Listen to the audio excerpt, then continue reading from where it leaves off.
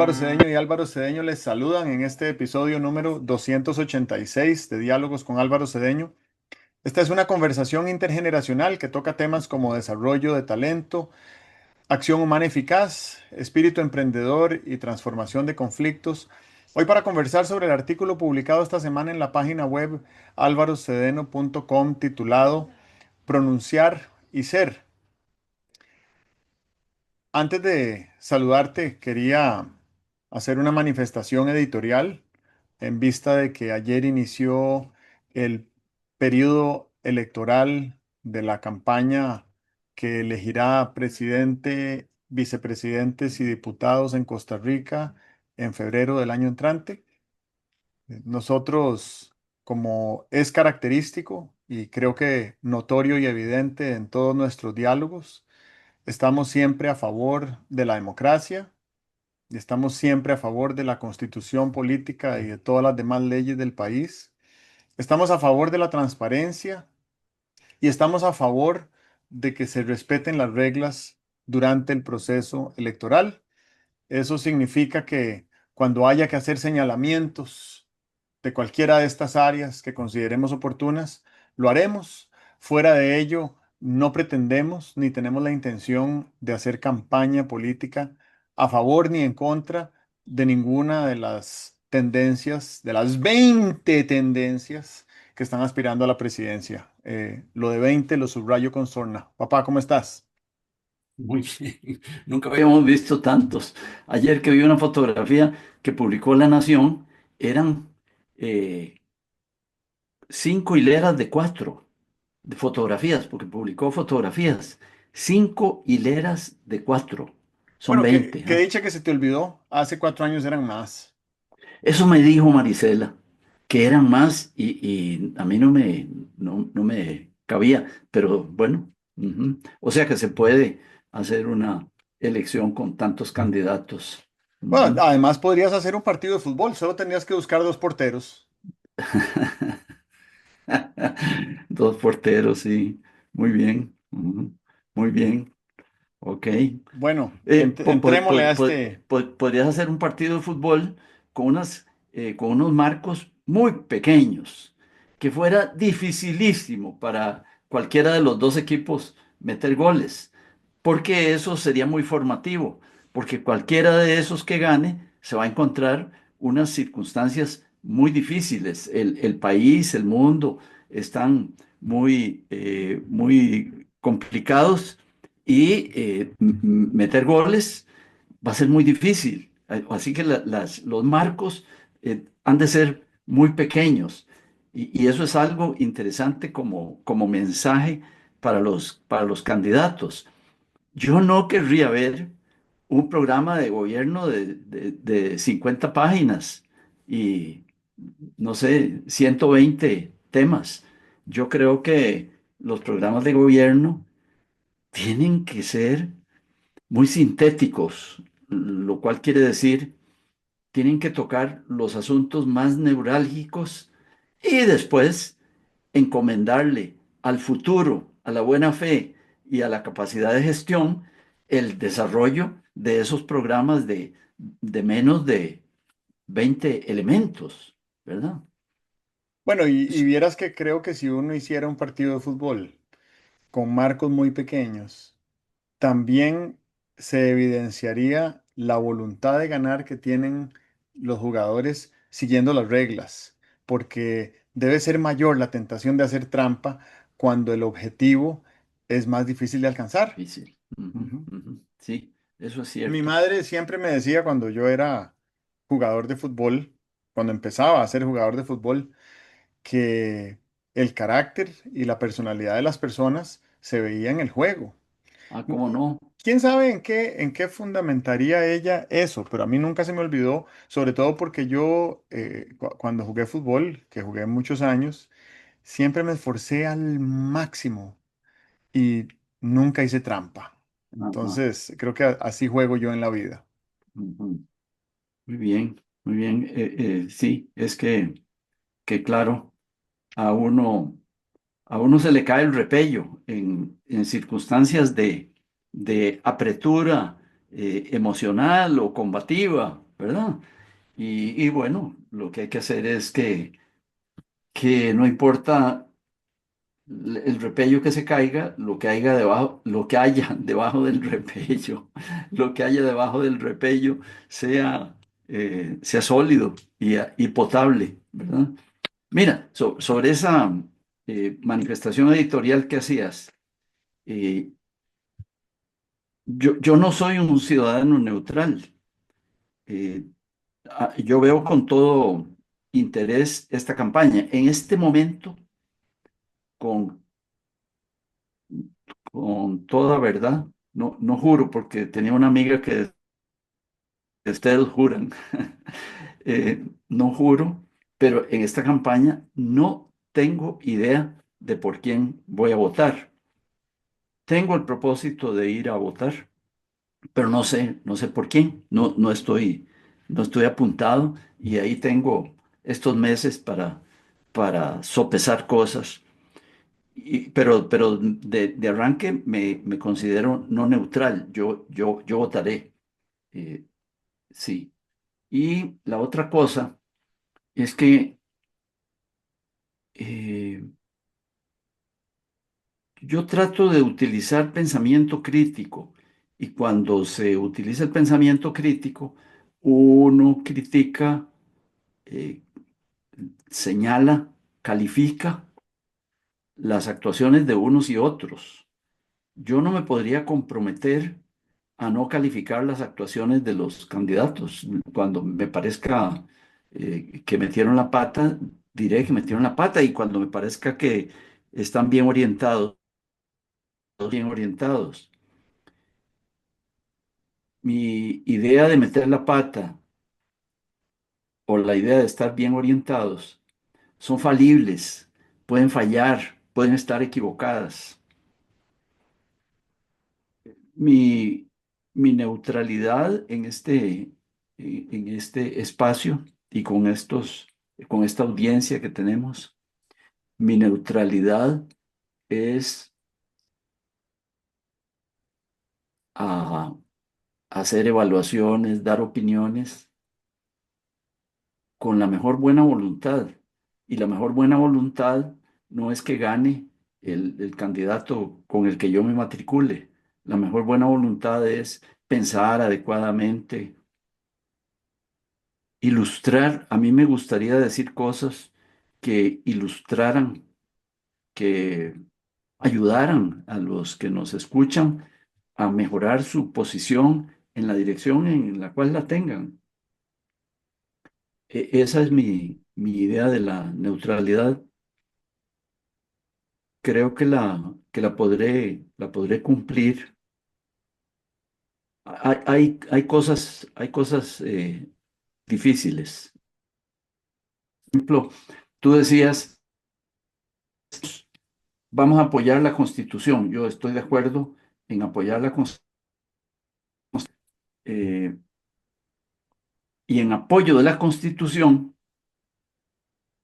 podría ser que dijéramos cosas que vayan contra uno o contra varios candidatos. Imagínate que cinco candidatos se pelearan con algunas normas constitucionales y el día que hablemos de esas normas constitucionales, yo posiblemente las comentaría con mucha vehemencia, lo cual tendría la apariencia de que estoy yendo contra cinco candidatos, ¿verdad? Eso para mí, neutralidad no quiere decir no tocar temas. Para mí la neutralidad es más bien que los temas que toque, políticos y tal, eh, estén basados, ya lo dije, en la buena intención y en el razonamiento. Bueno, dejémoslo así. Déjame decir una cosita más sobre eso. Eh, la campaña electoral dura 4 meses exactos y tenemos 20 candidatos. Y cada candidato va a estar haciendo campaña a tiempo completo. Quiere Ujú. decir que vamos a tener el equivalente de 80 meses de campaña comprimidos en 4. si quisiéramos prestarle atención adecuada a, a fondo a cada candidatura. Y si quisiéramos asignar un tiempo prorrateado a cada candidatura, entonces quiere decir que solo podríamos dedicarle 6 días a cada candidato, ¿verdad? Sí, Así de ridículo se nos ha hecho el sistema. sí, Víctimas de nuestro propio éxito, porque sí, sí. demasiados grados de libertad, que al final de Ujú. cuentas creo que para preservar la libertad debemos restringirla un poquito. Es una enorme paradoja, pero creo Es que una paradoja, el exceso de libertad claro, claro. atenta contra la libertad. Sí, sí, sí, sí, claro, Eh, claro, claro. lo otro es que a mí me En parece, en el momento en que nos postuláramos todos para la presidencia de la República, el sistema no funciona. Y exacto. eso podría llegar. Bueno, podría llegar si pensáramos tú y yo en hacer un negocio familiar, donde un año te lanzas al Congreso y a la Asamblea Legislativa tú como candidato. Si sacamos ahí una masa crítica de votos, vamos a poder recoger un dinerito de deuda política que me va a permitir a mí tener un salario mientras tú eres diputado y después dentro de 4 años hacemos lo contrario. Yo me postulo como diputado y si alcanzamos una masa crítica de votos, que no son muchos, yo entro a la asamblea y tenemos una deuda política con la cual te pagamos tu salario cuando sales.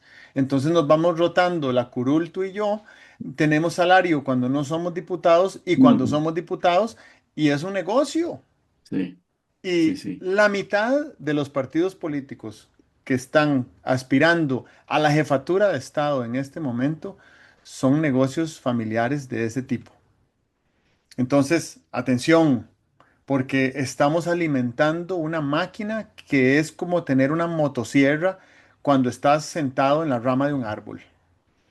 Y es muy claro, delicado, ¿verdad? claro, Se claro, te puede claro. hacer corta la rama o la puedes Sí, cortar del lado del árbol y ujú, te vas para el suelo. ujú, sí, Ok, ujú, y quiero decir dos cosas más y no sé si este es el momento, tal vez sí, ya que estoy hablando.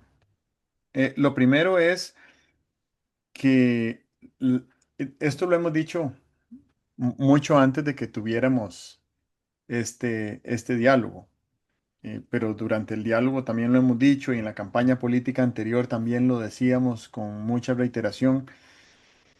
La política es educación y también la educación es política. Entonces nosotros que estamos enfocados en el desarrollo del talento, debemos ser absolutamente críticos en señalar aquellos gestos o actos políticos que no conduzcan a la educación de la ciudadanía, a la educación cívica o al desarrollo del talento, porque lo mejor que nos podría pasar es que gane quien gane en febrero, todos nos hayamos enriquecido en nuestro sí, sí, sí, talento. sí, sí, Y de paso, creo que este es un ejercicio también para que hagamos una reflexión sobre el nivel de conciencia con el que vamos a participar en esta campaña.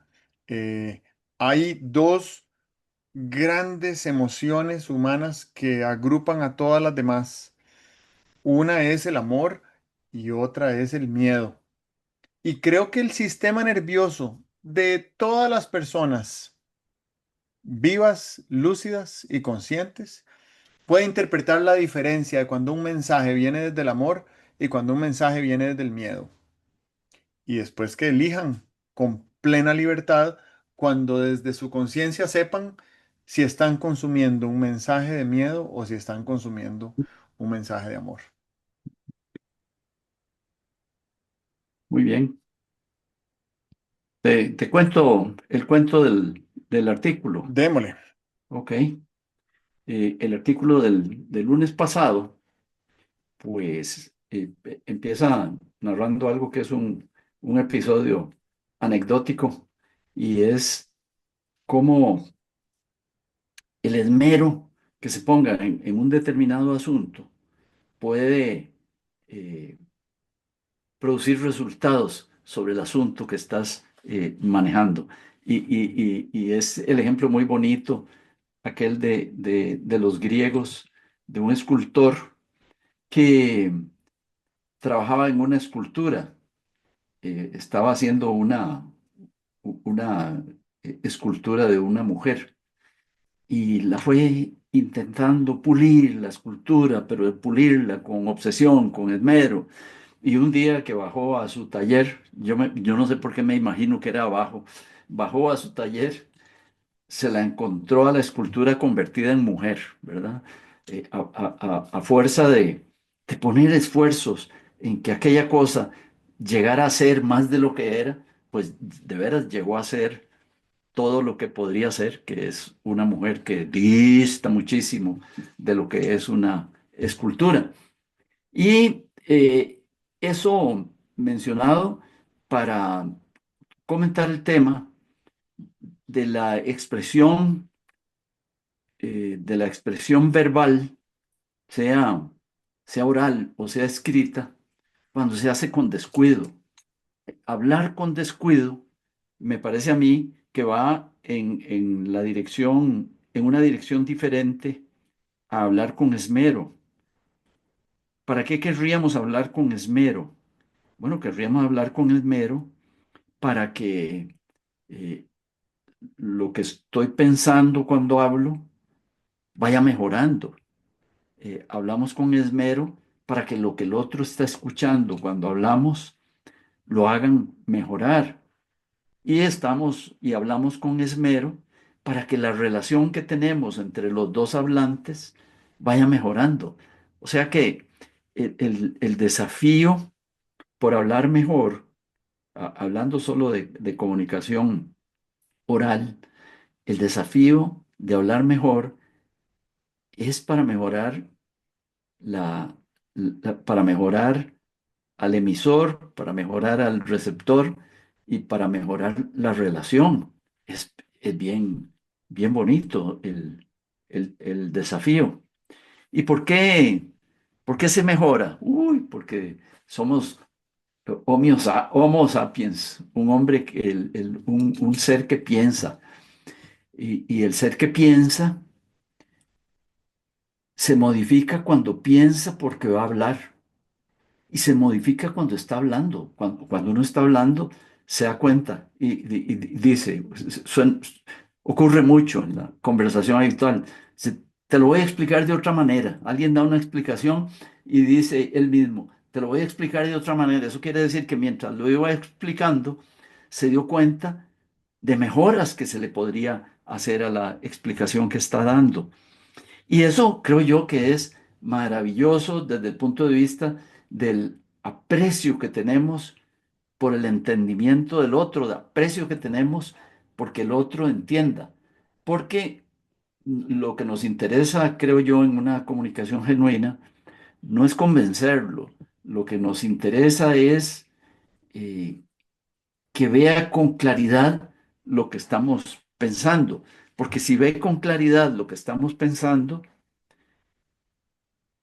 y lo que estamos pensando es bien intencionado, eso nos acerca. La comunicación oral o escrita entre dos acerca. Eh, Eso quiere decir que modifica uno y modifica al otro. Es una maravilla. Entonces, vale la pena a esa maravilla, que es, por cierto, una de las manifestaciones de nuestro espíritu creativo. Vale la pena a esa maravilla ayudarla a pulirse, a ayudarla a mejorarse. ¿Por qué digo que el habla es una manifestación de nuestra capacidad de crear? Porque, porque sí, porque, porque cada vez que decimos algo, que no estemos leyéndolo por ahí o que no estemos repitiéndolo, estamos haciendo una construcción. Ve qué gracioso esto. Imagínate que las palabras eh, cobraran cuerpo y que todo esto que he dicho en los últimos 5 minutos fueran unas piezas que se acomodaran de una determinada forma y que al final de la conversa, de mi expresión, pudiéramos ver lo que se construyó con ese cuerpo o con esos cuerpos que se iban solidificando ahí cada vez que hablaba.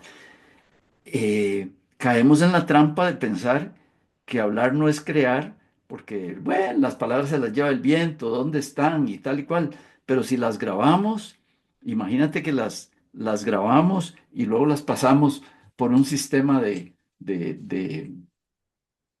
qué sería? De inteligencia artificial o las pasamos por una fabriquita de esas de 3D y se nos fueran convirtiendo las palabras en cuerpos en 3 dimensiones, pues al final tendríamos algo así como un montículo que es el producto de nuestro esfuerzo de expresión. Y ahí viendo el montículo uno podría decir, me hubiera gustado que fuera distinto, que tuviera tales piezas de otra manera. Ese esmero, creo yo, que hay que ponerlo casi que en cualquier comunicación. Y ni se diga, pues cuando la comunicación es de naturaleza excepcional, cuando estamos hablando de cosas profundas nuestras o del otro, ahí habría que tener gran cuidado, gran consideración por esa creación que estamos haciendo y que en el otro se convierte en una realidad porque la escucha y en una realidad más intensa cuando la acoge. Por ahí va la cosa. Estaba recordando cuando hablabas de Pigmalión y durante la lectura del artículo también, el, el Moisés de Miguel Ángel, Ujú, que es una escultura, y honestamente no sé si es hecha en mármol.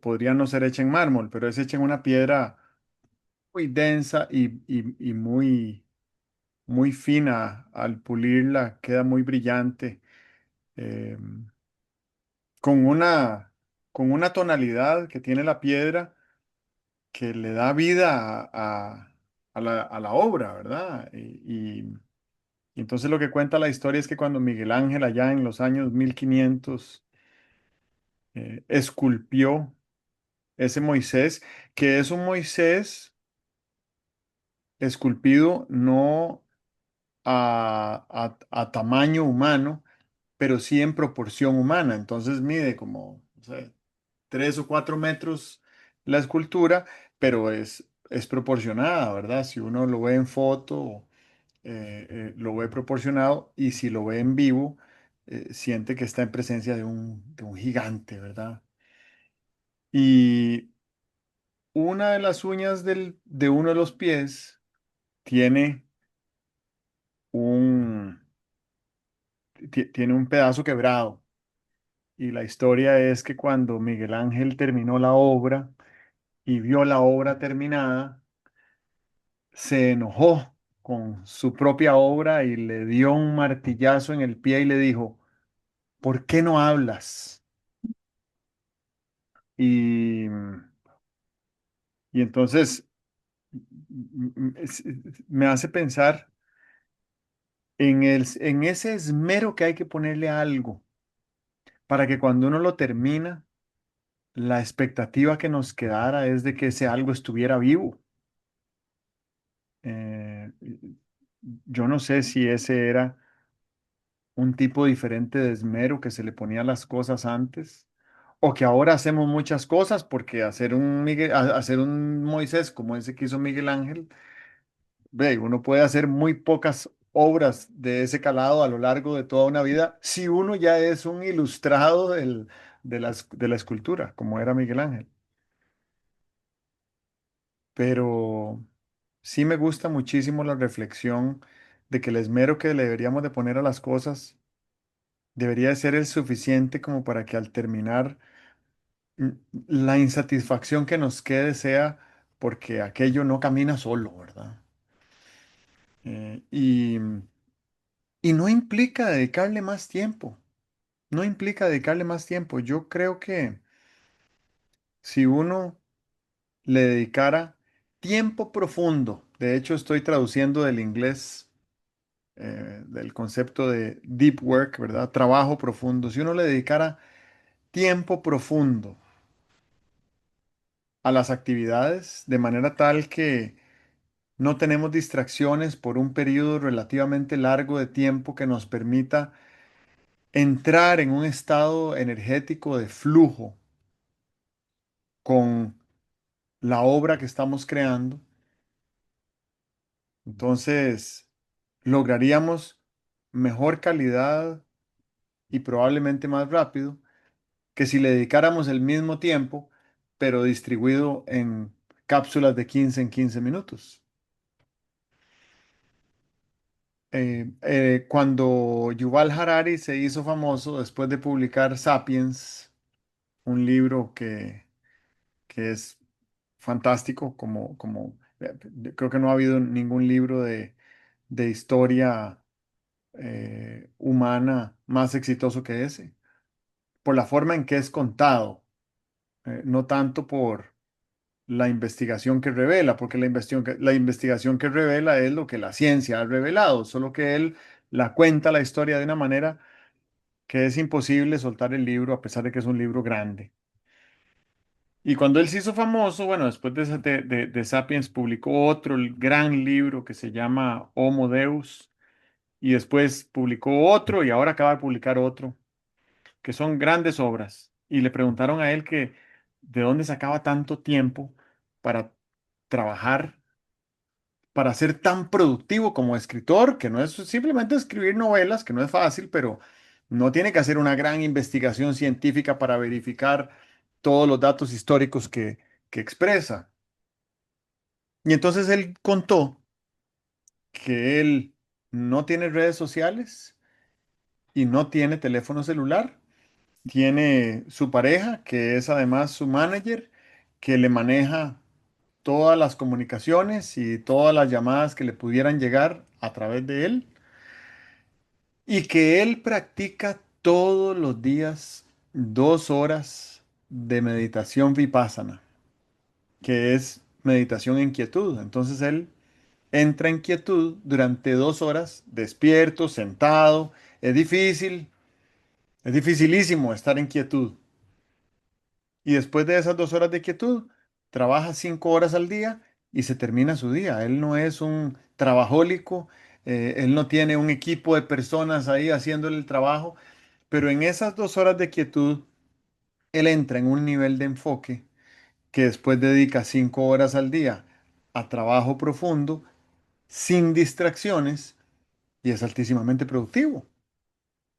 ¿Y por qué no podemos intentar nosotros hacer algo así? Si, hablando de esmero, ¿verdad? Y hablando de productividad, lo que sea que hagamos, ¿por Ujú, qué no somos más productivos? ujú, Bueno, ujú. lo otro es que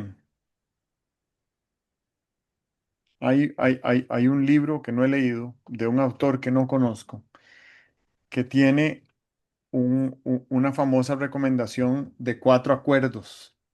Y yo no conozco ni el origen de los acuerdos, ni sé cuáles son los otros 3. Pero hay uno que lo tengo muy claro y es el de ser impecable con la palabra. Ah, A mí me parece que eso es algo que podríamos acordar, ¿verdad? Ser impecables con la palabra, porque las palabras son hechizos y los hechizos provienen de vibraciones energéticas que transmiten amor o miedo o alguna otra emoción, pero fundamentalmente amor o miedo. Y ser impecables con la palabra es ser impecables con esa energía que estamos transmitiendo y que estamos liberando al universo. Y cuando hablo de liberar energías al universo, pienso también en algo que no sé si lo mencionamos en los últimos 2 diálogos sobre la capacidad de procesamiento de información que tienen 3 órganos en el cuerpo. El cerebro, voy a decir cerebro craneal, porque ahora se le denomina cerebro a otras partes del cuerpo también. El cerebro craneal tiene la capacidad de procesar 40 bits de información por segundo, que esa es como la velocidad de conexión a Internet de una red inalámbrica de las malas que hay en este país.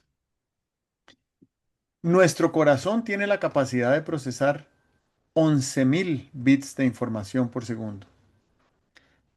Y nuestro intestino tiene la capacidad de procesar 1 billón de bits de información por segundo. Entonces, esto me ha hecho reflexionar sobre la expresión que hay en inglés del gut feeling, ¿verdad? Y el gut feeling es ese sentimiento que proviene de la barriga aquí, de que hay algo que está desestabilizado y necesita estabilizarse.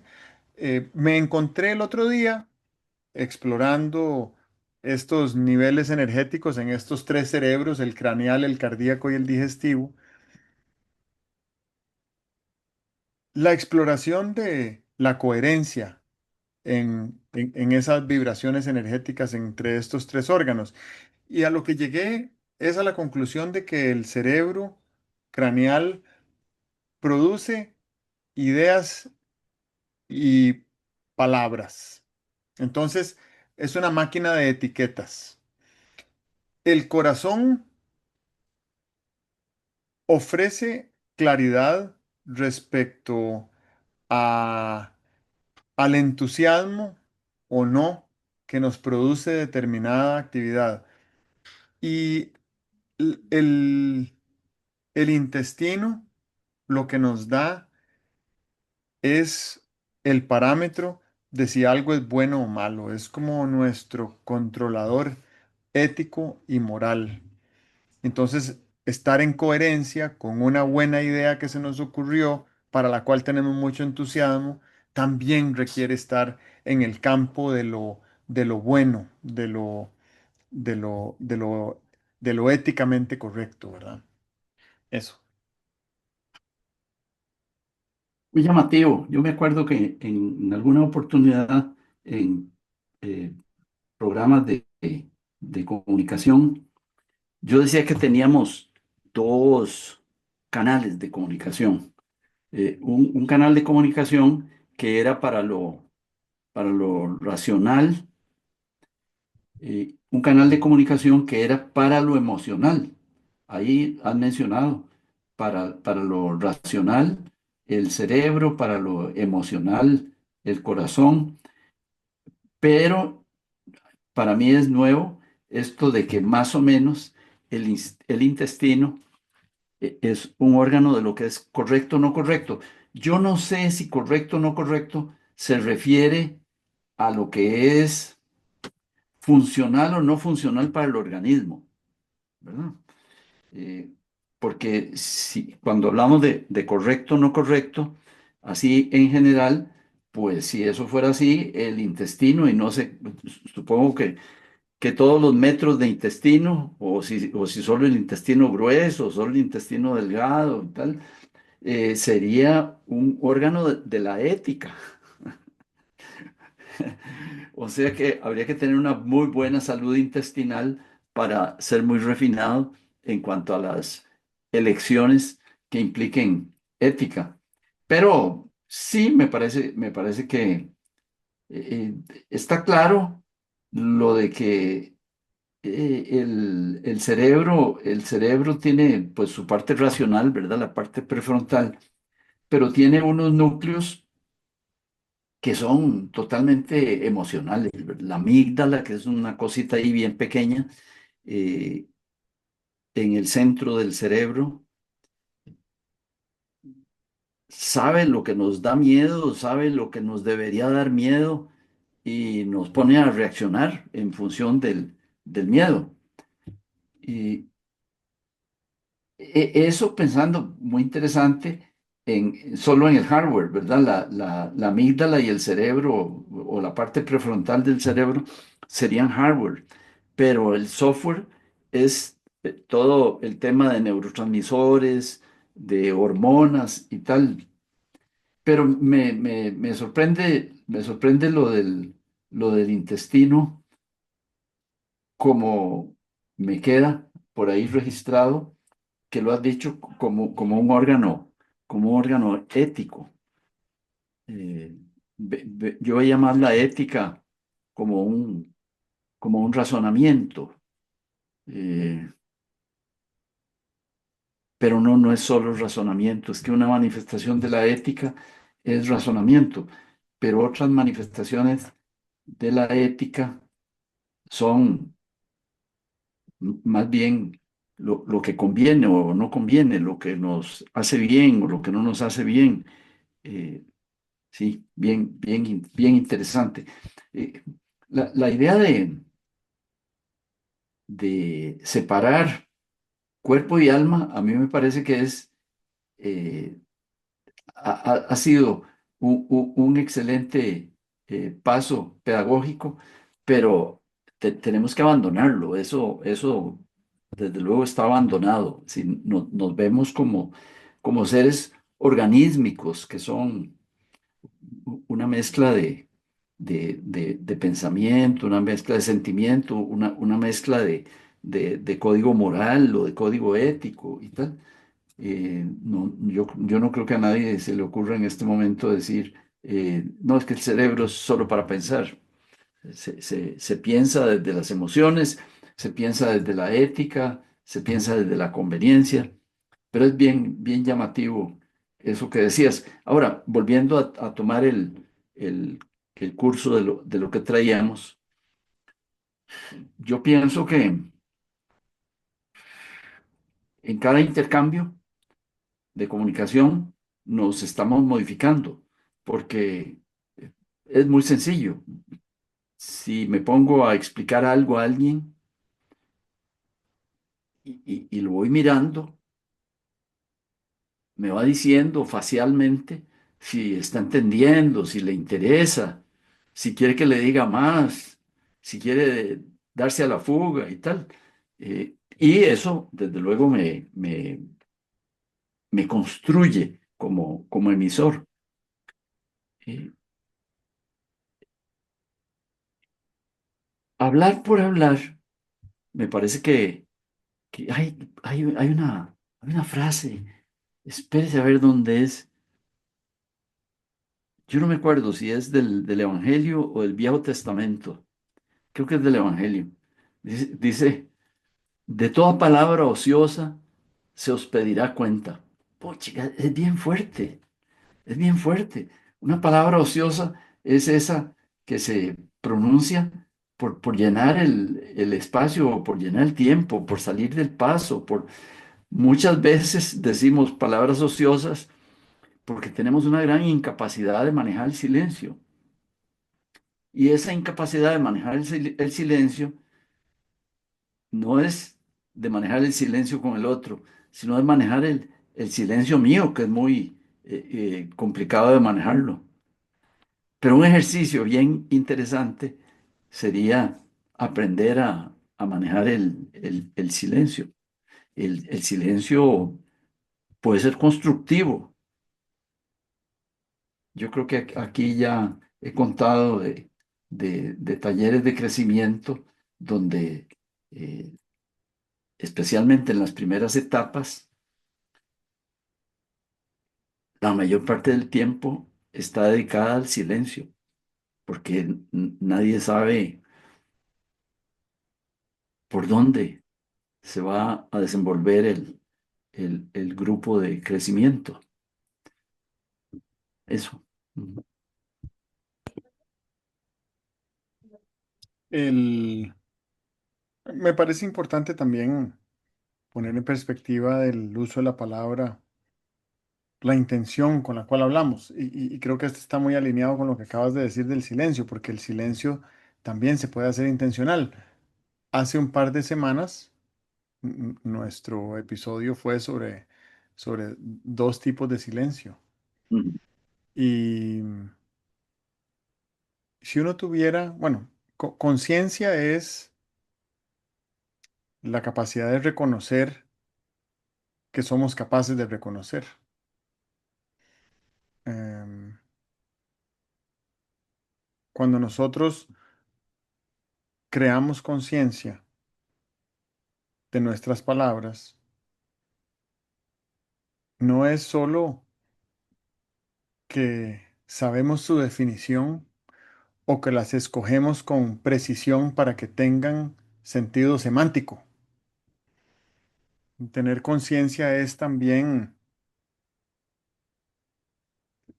saber que van a generar un impacto y alinear esa aspiración de impacto con la intención con la cual se pronuncian.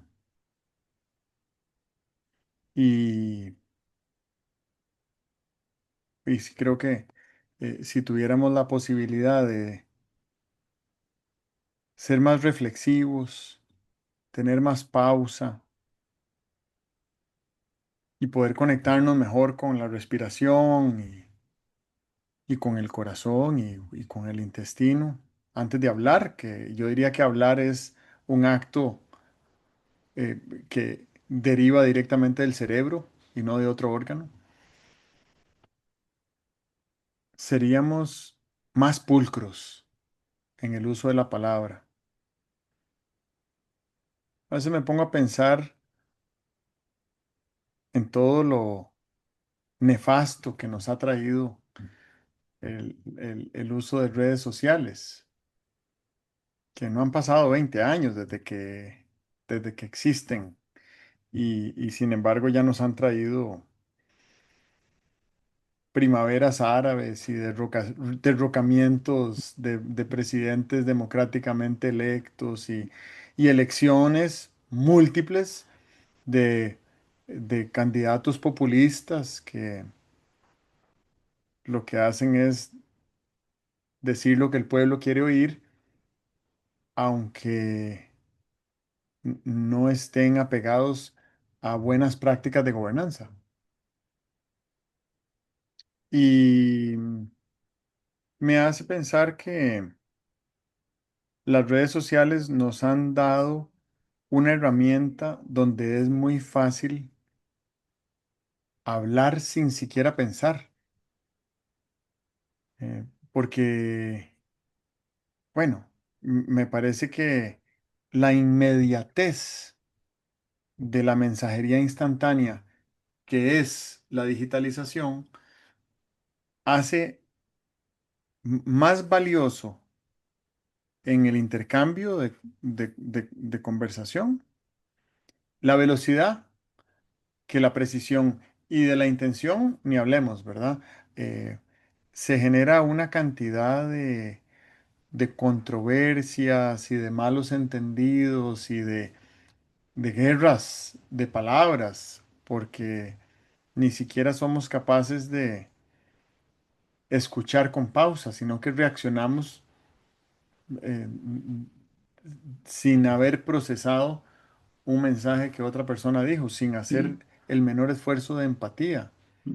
¿Verdad? Si las redes sociales tuvieran un filtro digital con inteligencia artificial para poder ver el metamensaje, lo que está atrás del mensaje, para poder ver la intención y para poder ver desde qué lugar emocional la persona está emitiendo el mensaje, entonces tal vez sería una tecnología Sí. menos perniciosa, menos dañina, pues nos ha hecho mucho daño. Entonces, ¿cómo hacemos para aprender de ese ejemplo de lo que no se hace, para corregirlo y también para crear más espacios nosotros donde podamos interactuar con otras personas a través del diálogo, pero un diálogo que es reflexivo, pensado, sentido, pausado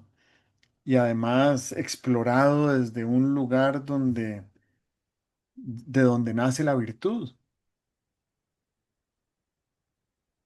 Dos datos científicos más que quería compartir. Uno que proviene de un libro que leí hace 10 años que se llama Inteligencia Digestiva y la autora dice que el 95% de las hormonas que consume el cerebro humano son producidas en el intestino, porque el cerebro no tiene espacio para producir hormonas. Y entonces, si uno se pone a ver el tejido del que está compuesto el cerebro, es prácticamente el mismo del que está compuesto el intestino, solo que en el intestino tenemos el equivalente a 8 cerebros de materia, ¿verdad? Y el intestino tiene mayor capacidad de producir esas hormonas que se transmiten al cerebro para consumirlas a la velocidad, voy a decir una exageración, a la velocidad de la luz, porque cuando uno se asusta, ese chorro de adrenalina que el cerebro consume se produjo en ese momento. No es que uno tiene, no es que uno está guindado de un balde de adrenalina y en el momento que se asusta lo baja. Es que se produjo adrenalina en ese momento, se produjo serotonina en ese momento, se produjo dopamina en ese momento, se produjo oxitocina en ese momento. Y el que la produce es el intestino, la gran mayoría de hormonas que consume nuestro cerebro. Y entonces, ¿cómo debería de ser el cuidado que le tenemos que dar a nuestro intestino desde la nutrición para que sea el mejor laboratorio posible para nuestro cerebro? Digo, si ya no nos importaba el cerebro como el órgano más importante, digamos, o sea, obviamente el corazón, pero el cerebro, quién quiere quedar vivo 15 años sin lucidez? Entonces ahora con mucha más razón tenemos que prestarle atención a cómo tratamos a nuestro intestino, porque de eso depende la nutrición y la calidad de vida de nuestro cerebro. Y lo otro es que el cerebro tiene capacidad de procesamiento de ondas electromagnéticas, o sea, electricidad y magnetismo. Pero resulta que el corazón tiene 800 veces más capacidad de procesamiento de ondas eléctricas y 5000 veces más capacidad de procesamiento de ondas magnéticas que el cerebro.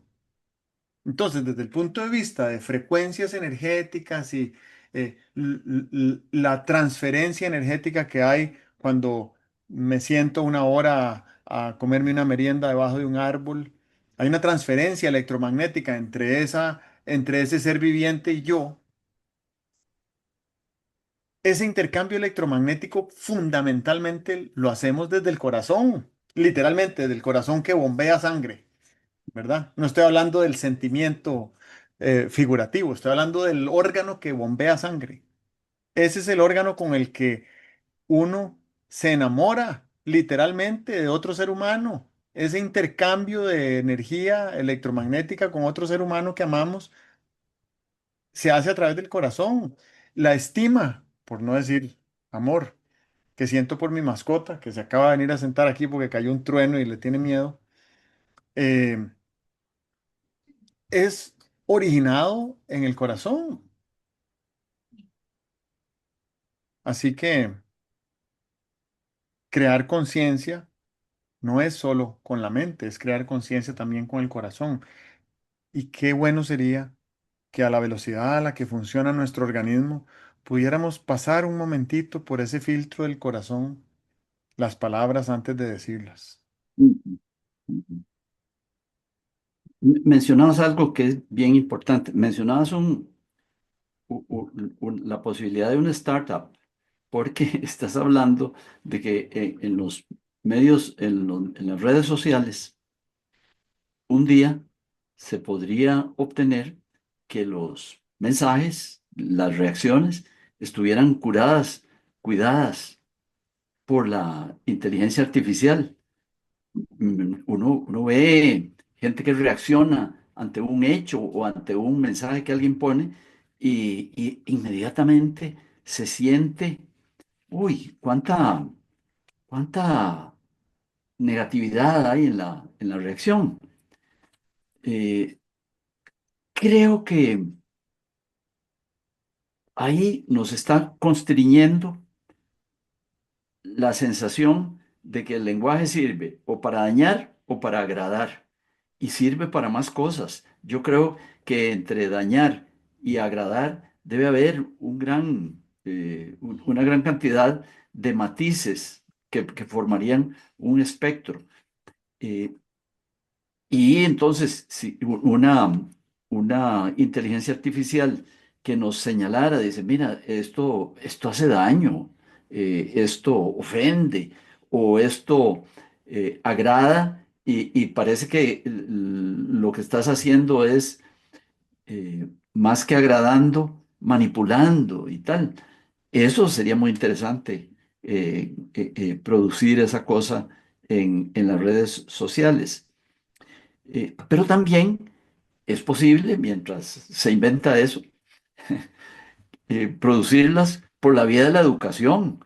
Creo que la ampliación de esa eh, dicotomía de que lo que nuestra expresión sirve o para dañar o para agradar, la podríamos ampliar, convertirla en un espectro de más matices vía la educación. De hecho, y siendo eh, eh, honesto, creo que en todo intercambio, aun cuando se pone muy duro, siempre hay alguien que dice, no, pero eso está fuera de lugar, no deberías decir eso y tal. Se van corrigiendo. Bueno, la educación tiene ese reto ahora frente a las redes sociales. Eh, yo quisiera terminar diciendo que somos expresión. Si no nos expresamos creando o hablando, pasaríamos desapercibidos, sería como no existir. Nuestra expresión, la expresión en lo que creamos, de crear, o en lo que digamos, es una expresión de nuestro ser. Y ve qué cosa tan seria. Tenemos una responsabilidad por desplegar nuestro ser. Entonces, tomemos el guante de que es importante perfeccionar nuestra manera de expresarnos, porque por ahí es que queda visible, desplegado nuestro ser, que es, creo, que lo más valioso que tenemos, el ser. Muy bien, quedamos aquí. Bueno, Octubre, otoño. En algún lugar es otoño. Nos vemos. que estés muy bien. Igual, hasta luego. Adiós.